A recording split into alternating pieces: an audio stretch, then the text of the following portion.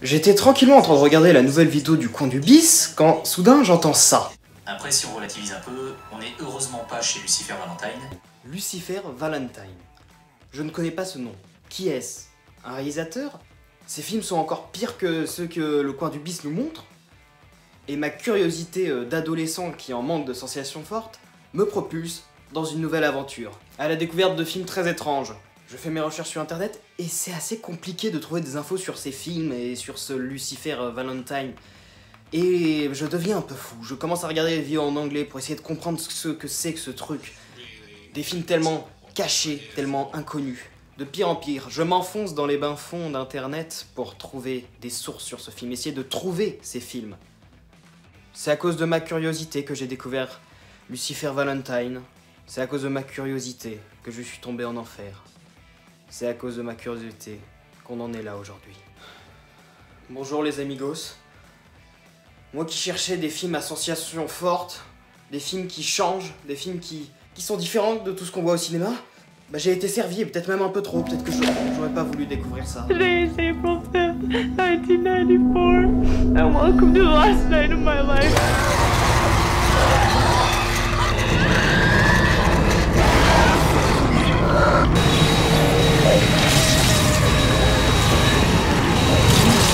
Aujourd'hui, on parle de Sluggerhead Vomit Dolls. Je ne sais pas si je le dis bien. Sluggerhead Vomit Dolls.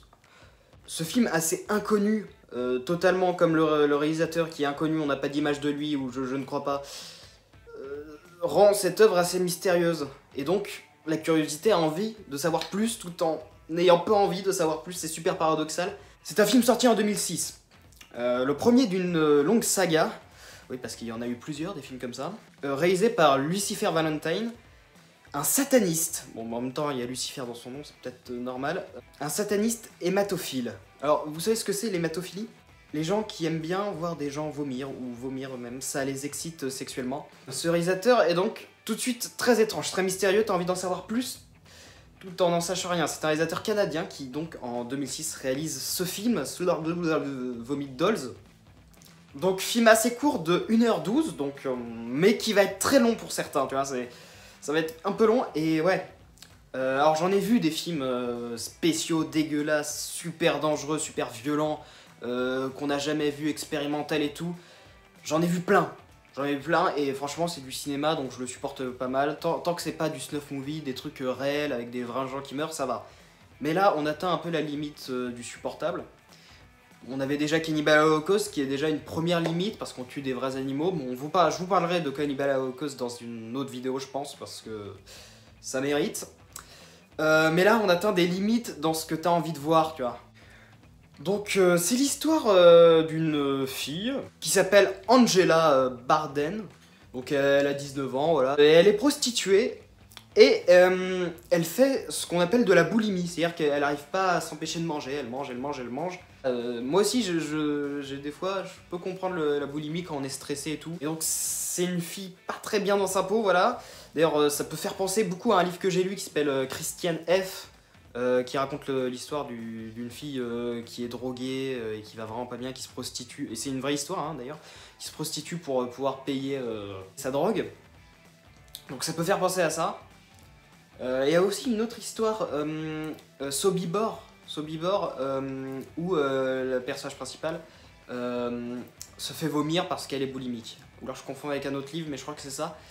Donc ça m'a fait penser à ces deux livres, tout en étant très spécial et différent. On pourrait même dire que c'est la liaison de ces deux livres en un film. Depuis les scènes que j'ai vues, j'ai la nausée. Depuis hier. Parce que là, j'ai vu Salo. Je vous en parlerai dans une vidéo de Salo. Salo m'a pas fait ça. J'ai vu une œuvre devant Salo. Là, j'ai vu autre chose. À certains moments, on se rapproche même de Two Girls, One Cup. Voilà, c'est presque du même niveau à des moments. Peut-être un peu moins pire, mais... Du coup, le film est interdit aux moins de 18 ans et je comprends pourquoi. Je n'ai même pas 18 ans. Et ouais, c'est parce que t'as des images... Est-ce que t'as vraiment envie de voir ça? Je pense que peu de personnes ont envie de voir ça, à part des hématophiles. Et donc, oui, pourquoi c'est dégoûtant? Parce que la plus grosse partie du film, c'est voir juste des gens vomir. Et ça te donne juste envie de vomir. C'est juste des gens qui font... Et qui se font vomir. Voilà. Voilà, parce que justement elle est boulimique, du coup, pour empêcher de grossir. C'est dégoûtant, mais... Non mais salaud, mais... C'est Choupi et Doudou à côté. Irréversible. C'est l'âne trop, tout va bien. Là, t'as juste du dégueulasse pendant... pas très longtemps, parce que le film est pas très long. D'ailleurs, le film a un budget vraiment rikiki tout mini, tu vois. C'est genre, ça a été tourné, hop, j'ai pris ma caméra, allez, vomis-toi, Serette, allez. Du coup, l'actrice principale, c'est Amara, comment elle s'appelle? Amara Laivey. Et donc, il est aussi dans tous les autres films de la trilogie. Alors, je sais pas pourquoi il y a d'autres films, parce que je vois que le premier, tu vois. Je sais pas si j'ai envie de voir les autres, peut-être que je les verrai jamais. Surtout, spoiler, hein, elle meurt à la fin dans une baignoire.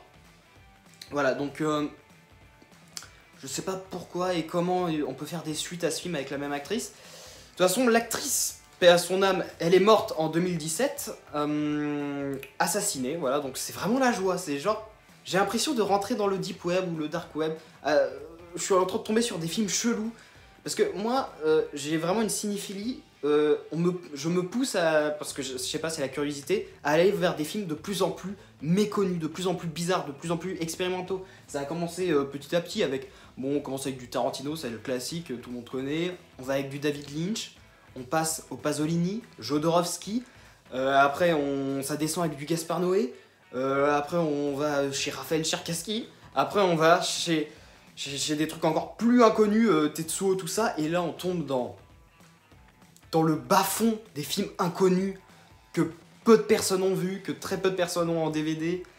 Bon, j'ai pas ces films en DVD, de toute façon je crois pas que j'ai envie de les avoir en DVD, même si ça pourrait être assez provocateur et marrant de les avoir en DVD, ces films chelous.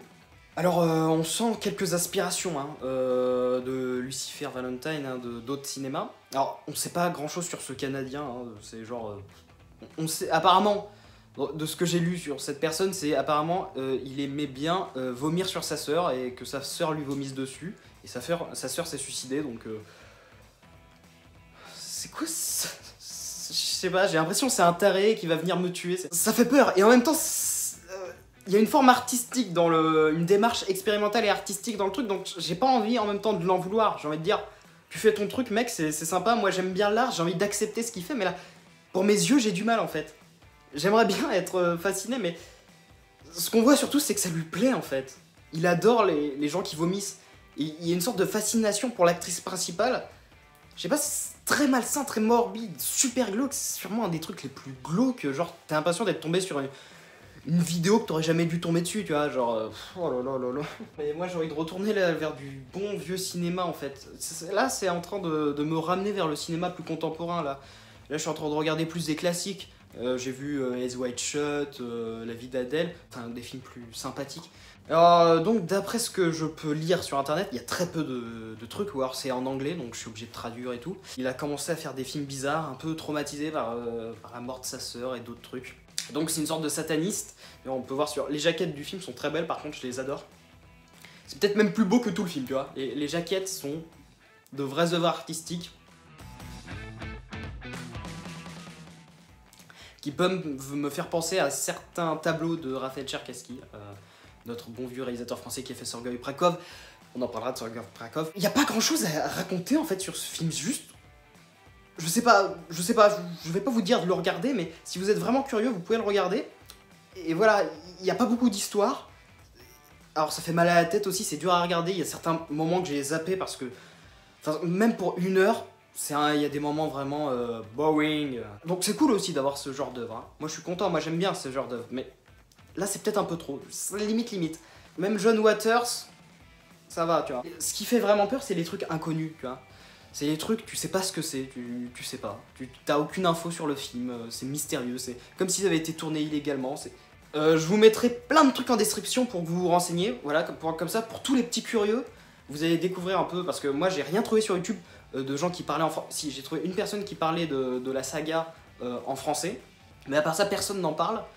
Et du coup, c'est pour ça que j'ai voulu faire une petite vidéo, parce que, pas que je sois un fan de l'œuvre, il faut en parler, voilà. C'est intéressant, j'ai envie de le faire découvrir à certaines personnes, juste pour rigoler, mais en même temps, je vous dis, regardez-le pas forcément, tu vois, c'est pas forcément un truc à regarder, enfin, peut-être seul, dans sa chambre, caché, enfermé.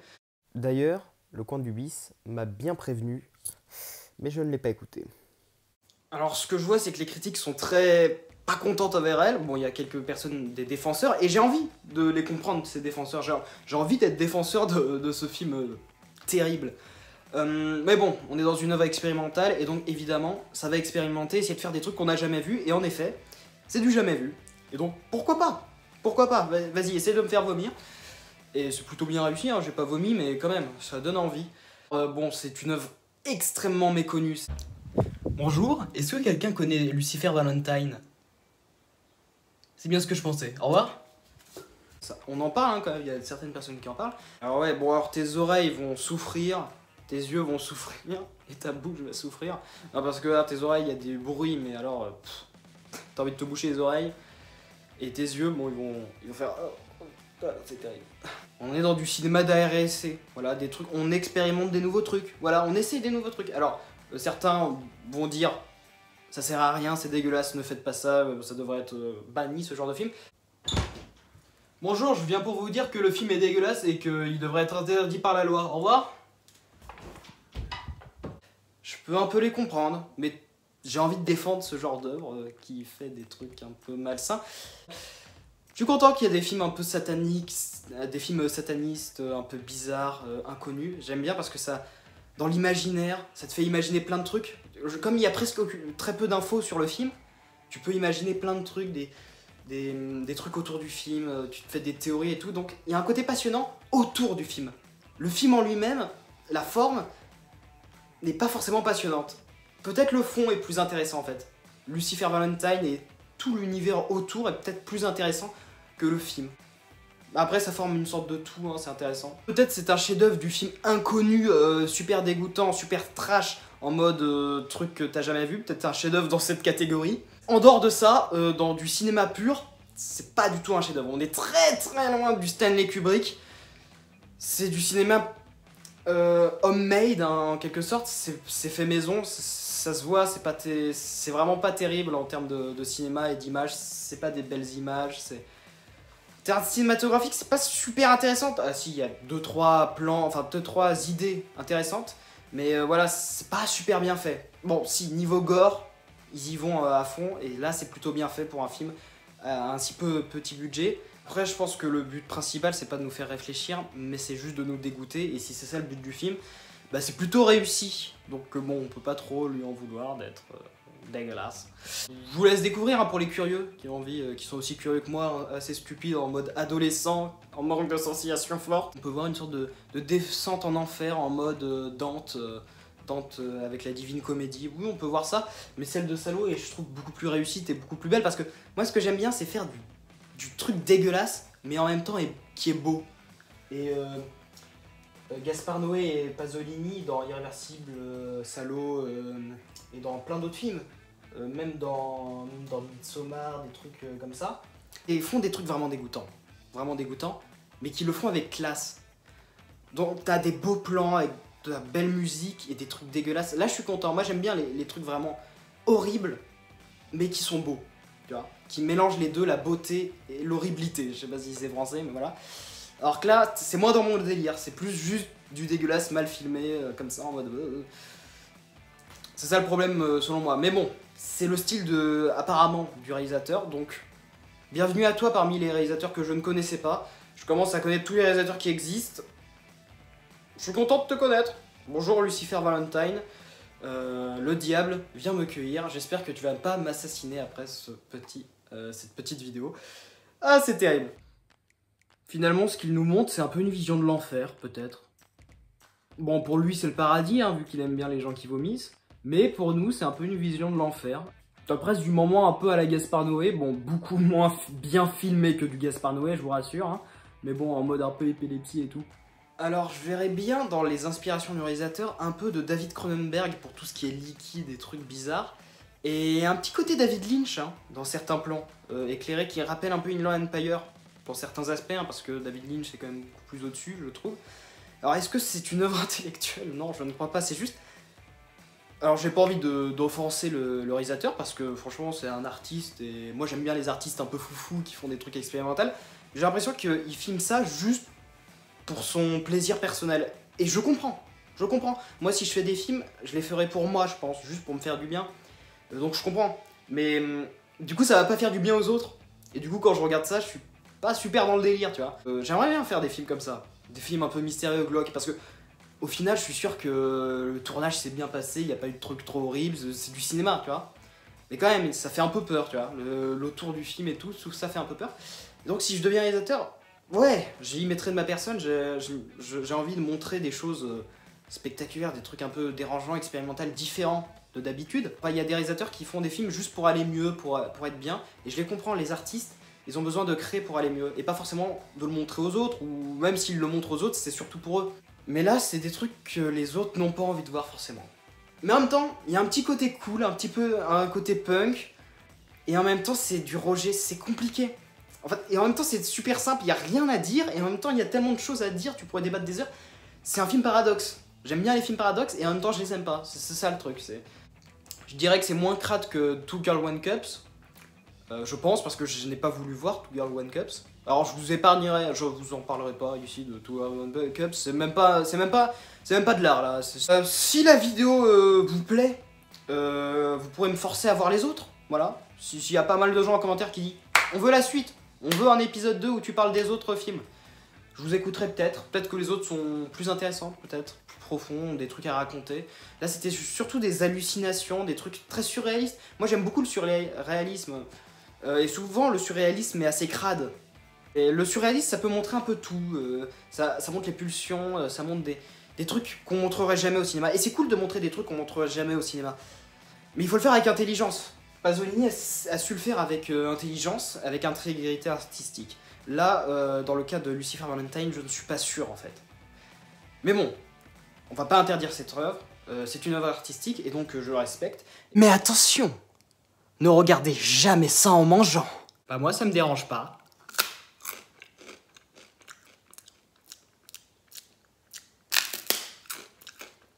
Il est bien ce film. Et comme disent certains, et comme je le dis moi-même, l'art dérange. L'art peut être repoussant, parce que c'est de l'art, et c'est de la liberté d'expression. Donc ouais, t'as le droit de le faire. Tant que tu te fais mal à personne, t'as le droit de faire ce que t'as envie. Mais voilà. Allez, vive la liberté d'expression, mais bon, c'est plus une œuvre qui se ressent que comprend. Allez, je vous ai assez parlé de ce film. Voilà, on parlera de la suite peut-être un jour, de la saga The Vomit Gore Trilogy. Ouais, la prochaine fois, je ferai en sorte de prendre un film qui ne te donne pas la gerbe. Bon, promis, la prochaine fois, je vous parle de meilleurs films. Et de films moins vomitifs. Et encore, hein, parce que je vais vous parler de films un peu what the fuck. Parce qu'en ce moment, je suis dans la période what the fuck, depuis pas mal de temps en fait. Donc je vais vous parler de meilleurs films, moins dégoûtants, mais quand même spécial. Vous verrez, je vous spoil pas, ça va être incroyable. Mon problème en ce moment, c'est que j'ai envie de parler de tous les films que je vois. Sauf que c'est pas possible parce qu'il y en a plus de 700, je les ai tous mis sur Allociné, peut-être que j'en ai oublié certains, c'est fort possible, mais en tout cas j'en ai mis la plus grosse partie, vous pouvez aller voir en description, je vous mets mon Allociné avec tous les films que j'ai notés et tout. Et du coup je peux pas parler de tous les films que je vois, même si j'aimerais bien, surtout qu'il y en a plein que j'adore et tout. Du coup comme je peux pas parler de tous les films que je vois, je préfère parler de ceux dont personne ne parle, ou pas beaucoup, en France en tout cas. En fait j'ai envie de parler de films spéciaux dont peu de personnes parlent, donc voilà, je parle de ce que je veux sur cette chaîne. Alors si toi aussi t'aimes les films super bizarres, inconnus, que personne connaît et que y a pas beaucoup de personnes en France qui en parlent, abonne-toi à ma chaîne parce que je parlerai de films très bizarres prochainement. Et aussi c'est cool d'avoir des abonnés des fois, et des likes, et des commentaires. Voilà. Au revoir.